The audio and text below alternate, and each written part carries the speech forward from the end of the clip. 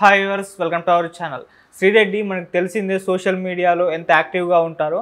అయితే ఇప్పుడు ఆమె అరెస్ట్ అయినట్టుగా వార్తలు అయితే వినిపిస్తున్నాయి. అసలు శ్రీరెడ్డి ఎందుకు అరెస్ట్ అయింది? మామూలుగా ఎక్కువ కాంట్రవర్షియల్ కామెంట్స్ చేయడంలో తను చాలా యాక్టివ్గా కూడా ఉంటుంది. అయితే ఇప్పుడే కామెంట్స్ చేసింది. ఎందుకు అరెస్ట్ చేశారు, అసలు ఏం జరిగింది? ఇప్పుడు అదే అంశం మీద డిస్కస్ చేయడానికి ప్రజెంట్ మనతో పాటు జగదేవ్ గారు సీనియర్ జర్నలిస్ట్ ఉన్నారు. వారితో ఒకసారి మాట్లాడదాం. సార్ నమస్కారం. సార్ నమస్తే. సో శ్రీరెడ్డి గారు మనకు తెలిసిందే ఎక్కువగా కాంట్రవర్సీ క్రియేట్ చేస్తూ ఉంటారు ఆమె. అయితే ఇప్పుడు ఆమె అరెస్ట్ అయినట్టుగా వార్తలు అయితే వినిపిస్తున్నాయి సార్. మరి అరెస్ట్ అయ్యారా లేదా? ఏ ఇష్యూ పైన అరెస్ట్ అయ్యారు సార్? శ్రీరెడ్డి గారు ఈ మధ్యకాలంలో వార్తల్లో నిలబడలేదు. ఓడిపోయిన తర్వాత ఒక విషయంలో మాట్లాడారు. అది కూడా ఏంటంటే ఎవరెవరికో సోషల్ మీడియాకి సంబంధించి ఇచ్చి అన్ని చేపించింది వైసీపీ. వాళ్ళు ఎవరికో అదే మన ఐపాక్ట్ వాళ్ళకి ఇంకా 50 కోట్లు ఎంతో బాకీ అంట. అదేదో మాకు ఒక 5 కోట్లు ఇస్తే మా లాంటి వాళ్ళకి మా లైఫ్ సెటిల్ అవుతుంది, మీకోసం ఫ్రీగా ఎన్ని చేసాం, ఎంత తాపత్రయపడ్డాం, మేము మీకు కనపడము అన్నట్టుగా ఇండైరెక్ట్గా సజ్జల భార్గవ్ గారిని కూడా ఇన్వాల్వ్ అయ్యేలాగా ఒక కామెంట్ చేశారు. ఆవిడ కొంచెం ముక్కుసూటిగా వెళ్తుంది, అంతకు మించి మాట్లాడుతుంటుంది ఆవిడ. నేను అనుకోవడం అండి, మాట తీరు కూడా ఒక్కోసారి అలాగే ఉంటుంది. అయితే ఓడిపోయినప్పుడు కొంచెం వల్గర్ గారు కూడా మాట్లాడదు. మిత్రుడు ఫోన్లో చూపించాడు వీడియో. ఆవిడ ఇట్లా మీరందరూ సేఫ్రా బాబు, మీరు ఓడిపోయిన మీకేం నష్టం లేదు, కానీ ఇక్కడ నేను కూటమి సభ్యులతో నేను పడాలి, ఒక్కొక్కడు ఇంకా నేను ఇప్పుడు దొరుకుతానా, ఎట్లాగా నా మీద కౌంటర్లు వేయాలి అన్నట్టుగా చూస్తూ ఉంటారు అన్నట్టుగా మాట్లాడారు.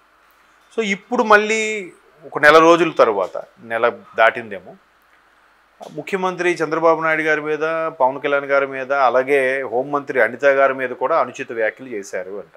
బట్ నేను ఆ వీడియో అయితే చూడలేదు. ఆల్రెడీ ఇప్పటికీ వార్తల్లో అయితే వస్తుంది ఈవిడ మీద కేసు, కర్నూలులో కేసు ఫైల్ అయింది, ఏ క్షణాన్ని అరెస్ట్ చేయొచ్చని. ఎప్పుడైతే ఫైల్ చేశారో ఎవరు ఆ వ్యక్తి ఏంటంటే ఆమె పూర్వాపరాలు పరిశీలిస్తారు, ఎవరు ఆ వ్యక్తి, ఎక్కడ ఉంటారు ఏంటని. దానికి సంబంధించి వీళ్ళు గ్యాదర్ చేసి నెంబర్ ఇవ్వడం ఏదో చేశారు. ఆ నెంబర్ ట్రేస్ అవుట్ చేస్తుంటే నాట్ రీచబుల్ ఏదో వస్తుందంట. మేబీ ఆవిడ ఇండియాలో ఉన్నారా, లేదంటే ఏపీలో ఉన్నారా, లేరా తెలంగాణలో ఉన్నారా, లేదా చెన్నైలో ఉన్నారా అనేది ఇంకా తర్వాత పోలీసులు పని కంప్లైంట్ నోట్ చేశారు కాబట్టి ఆల్రెడీ 352 సెక్షన్ కింద ఏదో కేసు ఫైల్ చేశారని కూడా అంటున్నారు. అయితే ఇక్కడ మనం గమనించాల్సింది ఏంటంటే సోషల్ మీడియాకి సంబంధించిన ఏవైతే అనుచిత వ్యాఖ్యలకి సంబంధించి కేసు ఫైల్ అవుతున్నాయో అవి అంత బలంగా నిలబడట్లేదు అనే వార్త కూడా విన్నాను ఎక్కడో. అంటే దాన్ని అంత సీరియస్గా పరిగణలోకి తీసుకోవాల్సిన అవసరం లేదు, వేరే ప్రెస్ మీట్ పెట్టి పబ్లిక్గా మాట్లాడితే ఓకే, కానీ పర్సనల్ పోర్టల్లో, పర్సనల్ లాగ్లో ఇట్లా మాట్లాడినప్పుడు కొంత ఇంపాక్ట్ ఉంటుంది. బట్ పూర్తిగా దాన్ని కోర్టు పరిగణలోకి తీసుకోదు అన్నట్టు కూడా విన్నాను. మేబీ అటువంటి సందర్భాలని బేస్ చేసుకొని ఇటువంటి వాళ్ళు చెలరైపోతున్నారేమో అయ్యుండొచ్చు. బట్ పదవిలో ఉన్నప్పుడు వాళ్ళని ఎందుకు ఊరికే కెలకడం? ఇప్పుడు కూటమి ప్రభుత్వం ఆల్రెడీ అరాచకాలు సృష్టిస్తుంది, అది ఇది అని చెప్తున్నారు జగన్మోహన్ రెడ్డి గారు. నిజంగా సృష్టిస్తే ఏ పాటికి కూటమిలో ఉన్న వైసీపీలో ఉన్న సగం మంది లోపలికి వెళ్ళిపోవాలి. ఎవరి మీద ఇంకా అరెస్ట్ ఏం అవ్వలేదుగా, ఎవరి మీద కేసు ఫైల్ అవ్వలేదుగా. ఒక్కొక్కటిగా నాయకులు విమర్శల్లో భాగంగా కూటమికి సంబంధించిన అధికార ప్రతినిధులు ప్రెస్ మీట్లు పెట్టిన సందర్భంగా మాట్లాడుతున్నారే తప్ప వాళ్ళ మీద కేసు ఫైల్ చేయట్లేదుగా. కేసు ఫైల్ చేస్తే ఇప్పటికి లోపల ఉండాల్సిన లేగా. చంద్రబాబు నాయుడు లాంటి వ్యక్తినే ఆ హెరిటేజ్ సంబంధించి ఏవో చేశారన్నట్టుగా కొత్తగా పత్రాలు సృష్టించి అరెస్ట్ చేశారే. ఈ వైసీపీ నాయకులను అరెస్ట్ చేయాలంటే సృష్టించక్కర్లే, ఒక్కొక్కటిగా బయటకు వస్తున్నాయి. ఎవరెవరినో తీగలాగితే ఇంకేదో డొంక కదులుతుంది, ఒక తీగకి ఆ డొంకకి కూడా సంబంధం లేనంతగా ఒక్కొక్కటి బయటకు వస్తున్నాయి. ఇసుక స్కాములు అయితేనేమి, లిక్కర్ స్కాములు అయితేనేమి, ఆఖరికి వైసీపీ బిల్డింగులు ఆ స్కాములు, భూదందాలు, కబ్జాలు, ల్యాండ్ యాక్ట్లు, ఆఖరికి దైవ దర్శనాల మీద కూడా స్కాములు జరిగాయి అన్నట్టు కూడా విన్నాం. సో ఇవన్నీ ఒకవేళ కూటమి కానీ ఆ దిశగా అడుగులు వేస్తే సగం మంది ఇప్పటికీ అరెస్టులు అయ్యి ఉండేవారు. బట్ పిన్నెల్లి లాంటి వాళ్ళని ఎలక్షన్ కమిషన్ సీరియస్గా తీసుకొని పరిగణలోకి తీసింది కాబట్టి ఆయన అరెస్ట్ అయ్యి నెల్లూరు సెంట్రల్ జైల్లో ఉన్నాడు.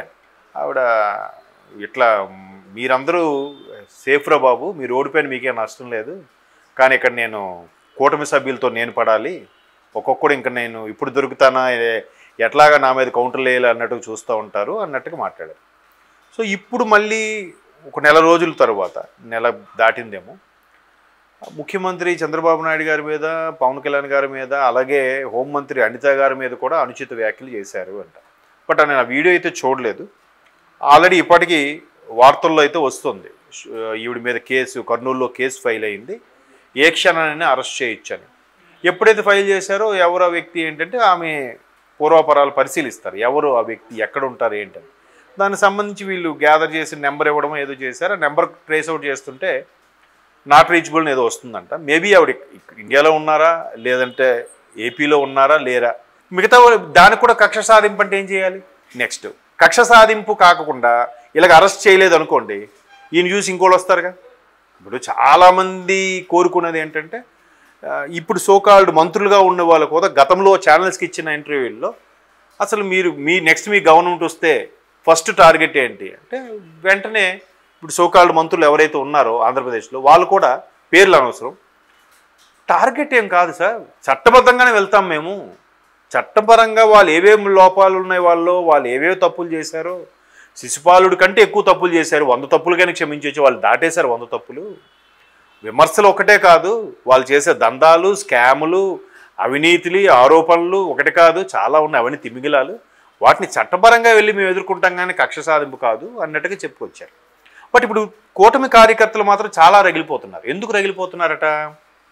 ఒకవైపు శ్రీరెడ్డి లాంటి వాళ్ళు కానీ, కొడాల నాన్నగారు లాంటి వాళ్ళు కానీ, లేదంటే అనిల్ కుమార్ యాదవ్ గారు కానీ, వేరే అంబటి గారు కానీ, ఇలాంటి వైసీపీ నాయకులు, వైసీపీ సానుభూతి పరులు ఎవరెవరైతే గతంలో దారుణమైన విమర్శలు చేశారో వాళ్ళందరూ సేఫ్టీగా ఉన్నప్పుడు వాళ్ళందరూ ఇప్పుడు హాయిగానే ఉన్నారు.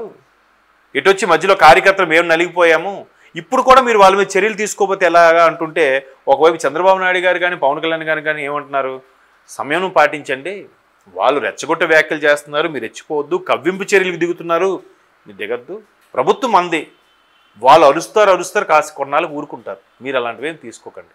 మనం ఇప్పుడు ఇంత పెద్ద బాధ్యత పెట్టారు ప్రజలు, ఇంత మెజార్టీతో గెలిపించారు కాబట్టి 164 సీట్లతో మనం ఉన్నాం కాబట్టి కూటమిగా, వాళ్ళ పిల్ల చేష్టలకు మీరు ఏమి ఇదైపోవద్దు, మెల్లమెల్లగా అన్నీ సర్దుకుంటే వాళ్ళు ఎవరెవరైతే స్కామ్ ఉన్నో వాళ్ళందరూ ఇదవుతారు. మన కాన్సెప్ట్ అది కాదు, మనకు ప్రజల బాధ్యత పెట్టారు. ఇప్పుడు డెవలపింగ్ రాష్ట్రం సుభిక్షంగా ఉండాలి, మళ్ళీ సర్దుకోవాలి. 10 ఏళ్ళు వెనక్కి వెళ్ళిపోయిన రాష్ట్రం మళ్ళీ సెటరేట్ అవ్వాలంటే ఏం చేయాలి, దాని మీద దృష్టి పెట్టండి అని చెప్పడం కార్యకర్తలకి నచ్చట్లే. అరే ఇప్పుడు వాడిని ఎక్స్క్యూజ్ చేస్తే రేపొద్దున శ్రీరెడ్డిని చూసి ఇంకోటి వస్తాడు, వాళ్ళు ఎలాంటి వ్యాఖ్యలే చేస్తారు. దానికి చెక్ పెట్టాలి కదా, మీరు ఏదో చర్యలు తీసుకోవాలని ఒకవైపు కార్యకర్తలు రగిలిపోతున్నారు. రగిలిపోతూ వాళ్ళ స్థానిక నాయకుడికి చెప్తున్నారు, స్థానికంగా ఉన్న ఎమ్మెల్యేలకు కానీ వాళ్ళ నాయకులకు కానీ చెప్తున్నారు. చెప్పినప్పుడు వాళ్ళు కూడా ఏమైనా చర్యలు తీసుకొని వాళ్ళు అన్ని ఓవర్ యాక్షన్కి ఏమైనా తీసుకుంటే వెంటనే చంద్రబాబు గారు కూడా చెక్ పెడుతున్నారట. మొన్న ఒక ఎమ్మెల్యే పేరు అనవసరం, అసలు ఇంతమంది ప్రజలతో ఎన్నుకోబడ్డాను, దగ్గర 60-70 వేల మెజార్టీతో గెలిచాను, నేనేం చెయ్యాలో నాకు తెలియదా, నా ప్రజలకి ఏది నచ్చుతుందో, నా ప్రజలకి ఏ విధంగా సదుపాయాలు కల్పించాలో నాకు తెలుసు. సార్ వాళ్ళు ప్రస్తుతానికి రగిలిపోయి ఉన్నారు, వాళ్ళు ఖచ్చితంగా వాళ్ళ మీద చర్యలు తీసుకోవాలంటున్నారు. ఇటువంటి చర్యలు తీసుకోవడానికి కూడా మీరు మాకు అవకాశం ఇవ్వకపోతే మరి మేము ఎమ్మెల్యే గెలిచి కూడా వేస్ట్ అన్నట్టుగా ఒక ఎమ్మెల్యే బాబు గారి విషయంలో కొద్దిగా సీరియస్ గారి అంటే బాధతో, సార్ మీరు ఎంతసేపు శాంతి అహింస అంటున్నారు, వాడు చూస్తే ఎలరైపోతున్నాడు, ఎక్కడో ఒకరు చెక్ పెట్టకపోతే, ఎక్కడో ఒక కేసులో సిజరింగ్ ఇవ్వకపోతే ఈయన చూసి మరో 10 మంది వస్తారు,